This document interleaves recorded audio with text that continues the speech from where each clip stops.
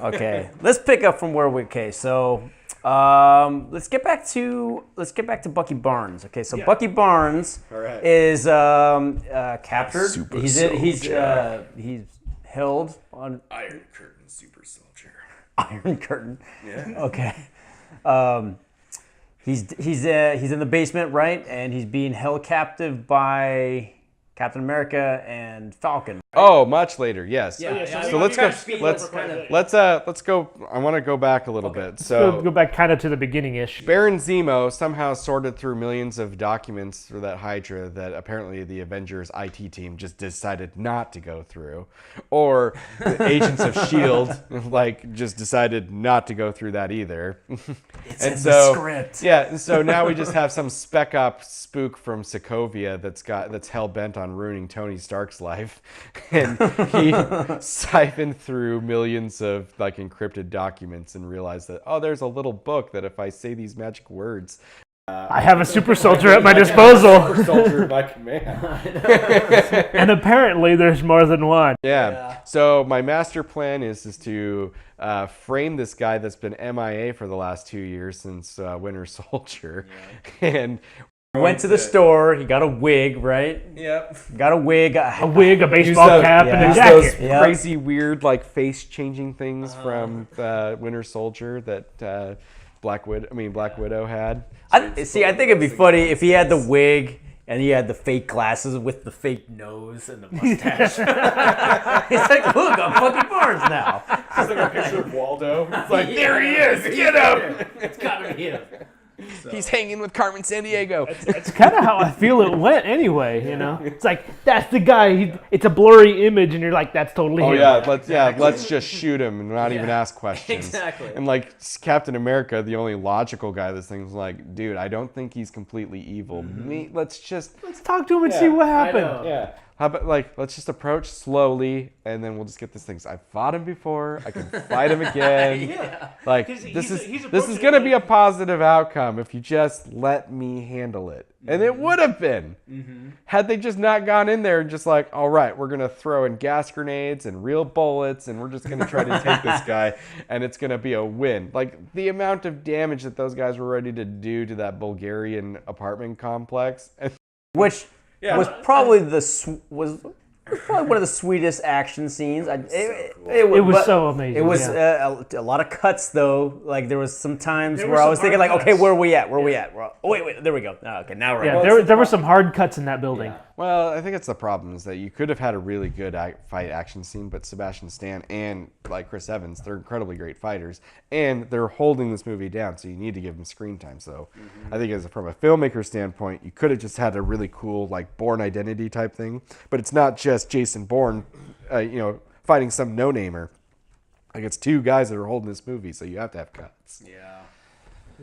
But that scene was pretty badass. Yeah, it was really good, really good. I don't have any problems with it. I don't even care about the cuts. I loved them. I loved all of them. They were great. I loved it too. It was amazing. Yeah. So I drink the Kool-Aid.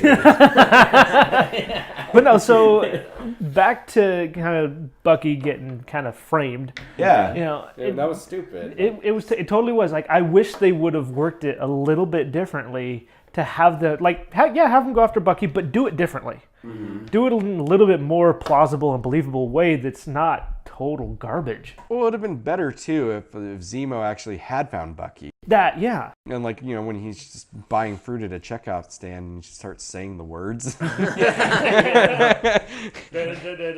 Yeah. All he has to do is just be within earshot and just act like he's on a date with a girl and just say these things. And then all of a sudden, next thing you know, it's just kind of I am ready to comply. I'm ready to kill any Stark that comes my way. Oh, man. And they would have been better if they had actually made Bucky, actually responsible for the bombing. That would have been more plausible. Yeah, because then they would have been okay, we do need to go after this guy because there's a real threat. But he's been missing in action. All of a sudden, it's just he gets spotted in Bulgaria and just all right, let's swarm him. It's he's not even remotely close to Vienna where this thing happened. And within hours, oh, I'm in Bulgaria. I'm not familiar with Europe, so I have no idea. Yeah. But I am imagining that Bulgaria is not a a 2-hour drive. Yeah, it's not a hop, skip, and from jump Vienna, away. Austria. I'm thinking it's like an 8 to 10 hour drive. So it's a little real that like he would have planted a bomb and then left. And then they're like, oh yeah, we caught footage like within 4 hours of seeing this thing. Like, and now he's in Bulgaria. He's like, wow, he's just got like access to a Concorde jet. Or Exactly. Something. Just like he has, and he's gone. Like, I would have totally liked that if Bucky had gone in, actually bombed it, but not as himself. You know, as being controlled, as mind controlled. Yeah, and then, as part of his redemption, I guess, goes after Zemo, who has gone to this base, and that's where they're hunting him. And that's the problem too, is because they hadn't established Zemo as a character yet, and so they couldn't attack. I mean, go at it that way. But it would have been great if it would have been more of an unfolding type thing. Like Zemo's been pulling a lot of strings. That would have been. It would have felt a lot more flourished. Yeah, and it would have been better too, because I don't think that you should have like your main villain. Just kind of be at the very beginning of the movie and then slowly unfolding when they get to the climax of like what his ultimate plan was. I think it would have been really great to just, you're not really seeing him, but it's Daniel Bruhl, of course, and you want to have good action scenes with him. But it would have been great if he'd have just been like unknown character, and all of a sudden he just like pulls over the purple mask and I'm Baron Zemo.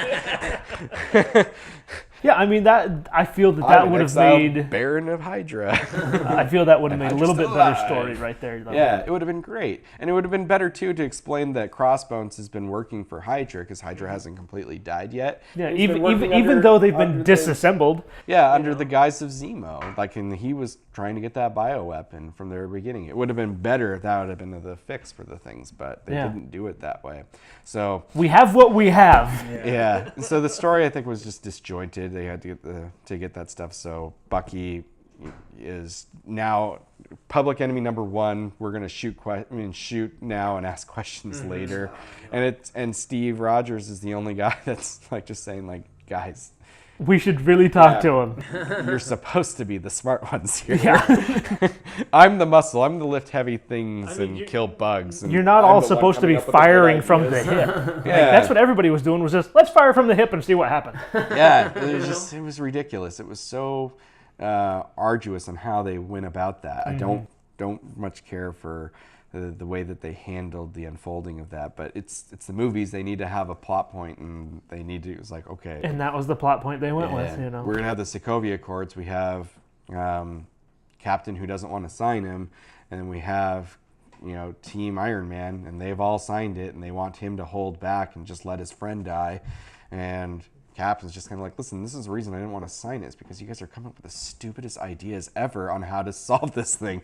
It's like, we're supposed to talk, not just kill. Yeah. Or let people kill, because that... Safest hands would have still been my own. Back to the government agenda, if they want to kill somebody, you can no longer protect them. Yeah. If the government says, no, we don't want you protecting this person we're about to kill, you're technically legally bound to it, and then you'll get thrown in jail if you decide to protect them. Right.